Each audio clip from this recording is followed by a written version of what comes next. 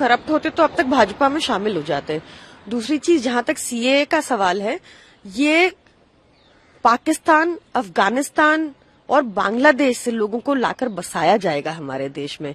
उनको कहां बसाया जाएगा? आप खुद ही सोचिए कि आपके घर के आगे अगर एक झुग्गी लगाएं और उसमें एक पाकिस्तानी हो, तो क्या आपके घर की बेटी, आपकी बेटी, आप सुरक्षित फील करेंगे?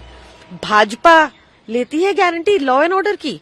भाजपा, यहाँ पे दंगे होंगे, यहाँ पे सौहार्द बिगड़ेगा, यहाँ पर चोरियां डकैतियां बढ़ेंगी। क्या ये कराना चाहती है भाजपा? क्या हमारे मुद्दे खत्म हो गए? क्या देश में महंगाई खत्म हो गई? क्या देश में बेरोजगारी खत्म हो गई? क्या देश में गरीबी खत्म हो गई? जो ये और देशों के गरीब यहाँ लाकर बसाना चाहते हैं। हमारे देश के लखपति, करोड़पति, पूंजीपति लगभग 11 लाख लोग देश छोड़कर चले गए हैं। वो लोग नौकरियां देते थे हमारे देशवासियों को।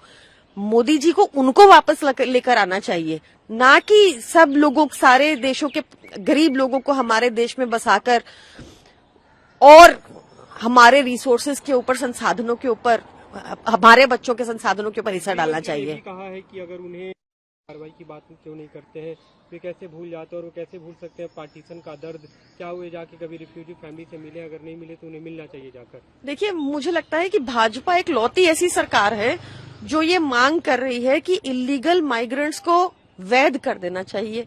आप कनाडा का एग्जाम्पल उठा के देख लीजिए, किसी भी वेस्टर्न कंट्री का देख लीजिए। कनाडा ने पहले हर एक को नागरिकता दी, जो उनके देश में है उनको नागरिकता दी। आज वहां लॉ एंड ऑर्डर का सिचुएशन देखिए।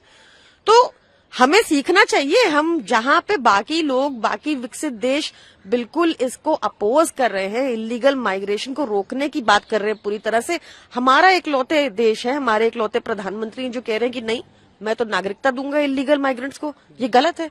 अरविंद केजरीवाल साहब हिंदुओं को गाली दे रहे हैं, कभी इनकी जुबान नहीं खुलती। जब पाकिस्तान में हिंदुओं की बेटी को मंडप पर से उठा जा, तब तो इनकी जुबान नहीं खुलती।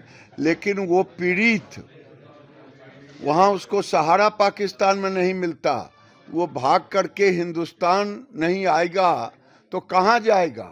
और वो आया तो हिंदू है, इसका मतलब वो चोर है, हिंदुओं को चोर कह रहे हैं।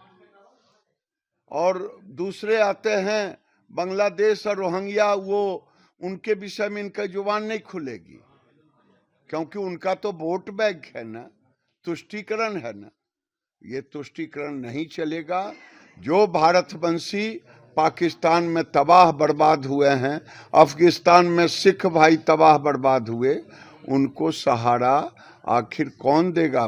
भारत सरकार के प्रधानमंत्री और गृह मंत्री ने इसीलिए कानून बनाया है उनको सहारा देने के लिए।